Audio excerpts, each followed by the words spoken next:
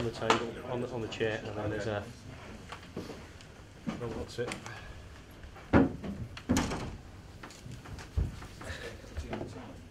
Yeah, I was on time, believe it or not. Sky weren't. That wasn't me. Still suffering from the Villa relapse. Only 5 defeats. Pull that round. Got to be optimistic, haven't you? Absolutely. So you've got not to be playing Southampton this week? Well, we've had two close games with them, I would suggest. Midweek, having not started too well in the first half, to be perfectly honest, and then going 2-0 down to any team at the level we play at is difficult, but obviously Southampton playing exceptionally well at the moment. But second half completely turned the game around and fully deserved to get back on level terms, and then unfortunately the game slipped away from us. Peter Crouch getting sent off and then almost immediately ball into our box and wasn't dealt with, and we lose the game 3-2. But we take the positives from it, because I thought second half we were outstanding. So that's the thought that we have in our mind, and that's the memory we have, so we can use that leading into the game. So hopefully it'll be a 90-minute performance rather than a 45 one. Looking back, disappointed, frustrated, annoyed? I was disappointed after the first half, because I felt we needed to do a lot better, and there wasn't that intensity that I expect from us, certainly from a game at the Britannia, but certainly in the second half, as I said, we turned that completely round, and it was more at the level that I expected to come from us from the beginning of the game. But as it was, we got into a good situation at 2-2, but we conceded through. But we're disappointed that we've gone out of competition that we'd hoped to progress to the latter stages. But we've got a big game at the weekend against another team in good form, scoring goals. So we'll have to be at our best as we were in the second half. We need to start well and then maintain it. What did you say to Peter Crouch? Well, it's difficult. I mean, I thought he was a little bit unlucky with the first yellow card, to be perfectly honest. I thought at best it was a foul. He certainly didn't merit a yellow card. Unfortunately, that's what he got. The second challenge was one that he shouldn't have gone into, because obviously with a yellow card just being given out to him, he knew he was at risk if he went into a challenge like that. So the second yellow card was correct, so he had to go. So that was disappointing, and he was disappointed obviously, and he apologised. But we move on. It's a loss obviously, because we miss him for this game, and he's done really well this season. But we'll have to move things around and see what we do. How do you assess the referees so far this season? I mean, there's a few managers come out and question some decisions or whatever, and year on year we seem to have ebbs and flows of decisions, whatever. How do you rate them this season? Well, I think it's truth be told. I think I wouldn't be the only manager that's been disappointed on occasions. I think that's fair to say, with the level of performance that is being produced. We ask sometimes for a little bit of clarity in terms of how decisions are being interpreted. Sometimes we get it, sometimes we don't. The onus seems to be that we have to make inquiries rather than any change of approach to certain situations. Those aren't really communicated as well as they need to be, if at all. So that's a little bit of a frustration, but it's been very similar in previous seasons. So whether or not it's worse this year, it's a debating point. But you could argue that it probably hasn't been at the standard it needs to be in other years as well. Given that they meet the referees at, I think, St George's Park every couple of weeks or whatever, do you think it'd be wiser to have a debrief with the managers afterwards if you wanted to speak to the referee and get clarity on them? Do you see any reason why you shouldn't after a game? Well, I think that option is open to you as a manager, but some take up that option, but it's still very close at the end of the game. My view is that the whole game needs to be reviewed, certainly in terms of retrospective action or whatever. The whole game needs to be reviewed by the the referee and his team immediately after a game, rather than waiting a couple of days to see what media outcry there is, and then someone who wasn't even at the game is asked to see whether or not decisions are right or wrong. So I think for the sake of an extra couple of hours at the end of a game, I think the whole referee in team on that day needs to stick around and review the game and see if there's any incidents that need to be looked at again. At the moment that's not the case. Sometimes they've got pop concerts to go to, so maybe that's the reason that they want to do that. Big fan of Ed Sheeran. Other debating point this week is about grappling with defenders and attackers. Now, obviously you probably appreciate it when your defenders do it, but as a forward yourself, I mean, has it always gone on? Is it something that you just won't eradicate? Yeah, it's always gone on. I think I've said before, I think Ryan Shawcross has been unfairly singled out as the main culprit. He certainly isn't that. I see players time and time again, and it's happened for years, where they're holding on to attackers and vice versa. I was a striker myself, and I wasn't averse to holding onto defenders to gain advantage myself. But you have to ask, where does it stop? Do you say, well, that's cheating, which is a word that's been bandied around, which is a very emotive word, and I think which is a word that's been wrongly used in terms of how we go about our business. And I think if you're just going to highlight grappling, well, what about intentional blocks in the box to gain an advantage? Is that cheating? I know for a fact many clubs do that. Swansea do that. So you've got to ask yourself, are you going to stamp down on every misdemeanour in the box, or just on individuals holding onto opposition players and vice versa? So until we have clarity on that, it's difficult to know where we stand on it. Is it still the situation where, you know, over years gone by, when a manager has said to somebody, when you get out there, do a job on him, let them know you're there? Can you still do that now? Can a defender still go at the Well, you can defend correctly, obviously.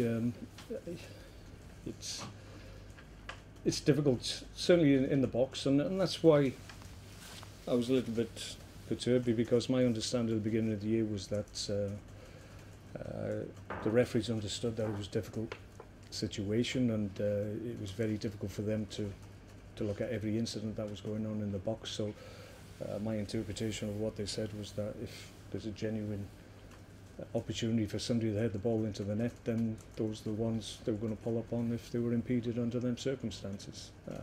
But that wasn't the case when Ryan was pulled up on it. It certainly was the case when I think I recall the Manchester United Chelsea situation. That certainly was an occasion where I felt, well, that merited penalty kicks being taken, but that wasn't the case. So there's inconsistency there, which is frustrating at the moment. Big Sam last weekend. Is that about the best 60th birthday you can have? Did you watch the game?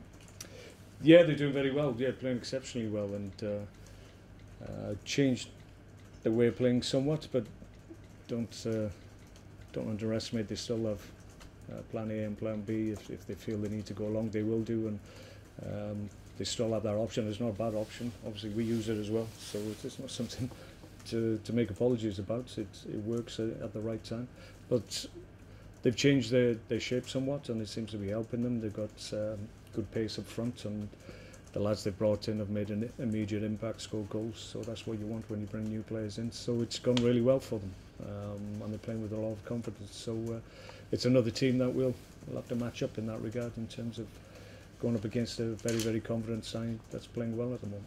Does it surprise you at the start of the season when Sam's one of the favourites in the betting stakes to get the sack, and then he shows what a wily old fox he can be?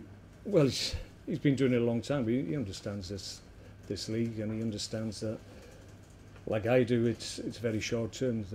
You're either great or you're very, very poor, and it's the period of time that people make that judgment is getting shorter and shorter every year. If you have a good start, you win a couple of games back to back, then you're flavour of the month.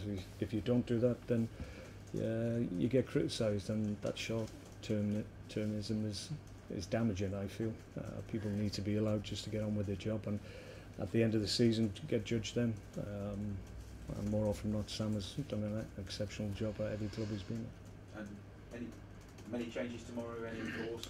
Well, we've got enforced ones, obviously, with Peter and Bardo not being available through suspension. We've got ready-made replacement, obviously, with Jeff Cameron, so he'll come in at right back. But I've got other things that I can look at in terms of other personnel. So the only one we've got a doubt on in terms of injury is Mark Muniesta, who didn't train today. So we're going to have to check on him just to make sure that he's an option tomorrow.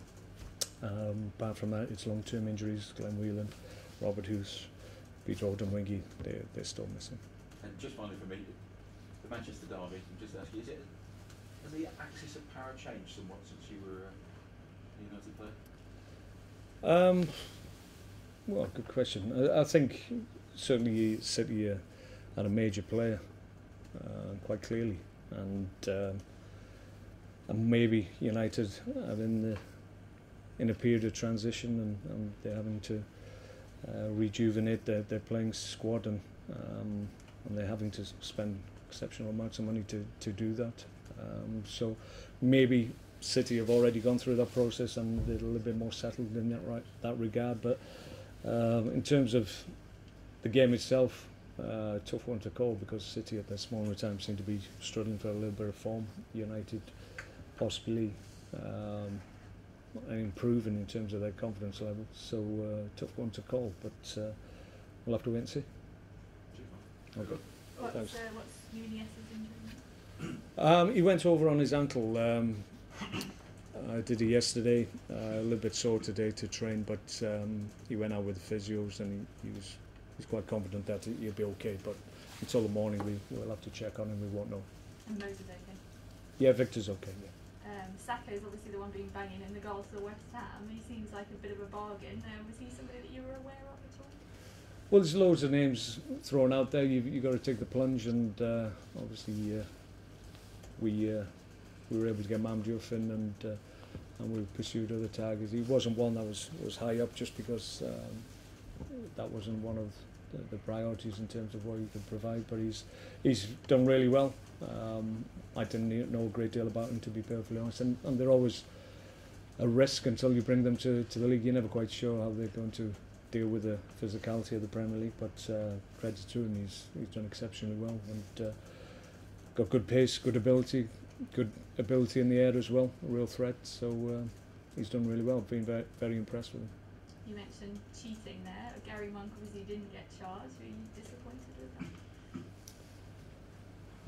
Well, we maybe that word is allowed to be used by ourselves. It seems to be that the FA has vindicated what was said, so maybe that is an adjective we can use now. Does it set a bit of a dangerous precedent? I think he may well have done.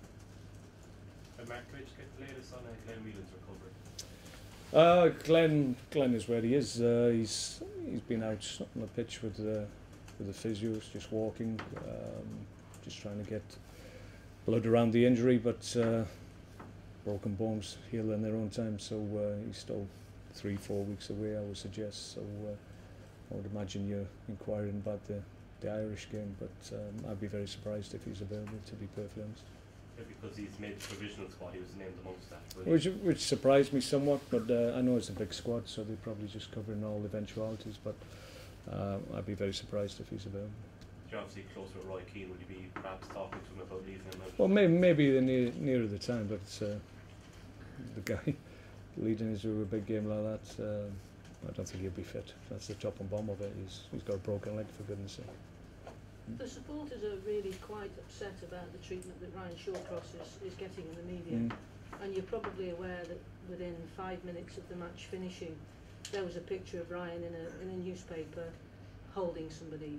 Is there anything that you feel that you can do, or the club can do, to get what seems to us as supporters, I am a Stoke supporter, a crusade against Shawcross? We are speaking to people we feel have got influence and need to be told about our feelings about the situation, because we feel quite strongly about it. So that's ongoing. I think possibly being aware that I've said probably more in a media conference today but I think sometimes the media can help in that regard, and sometimes you've got to use it to get the message that we're not going to stand for it, and we think it's unfair. So.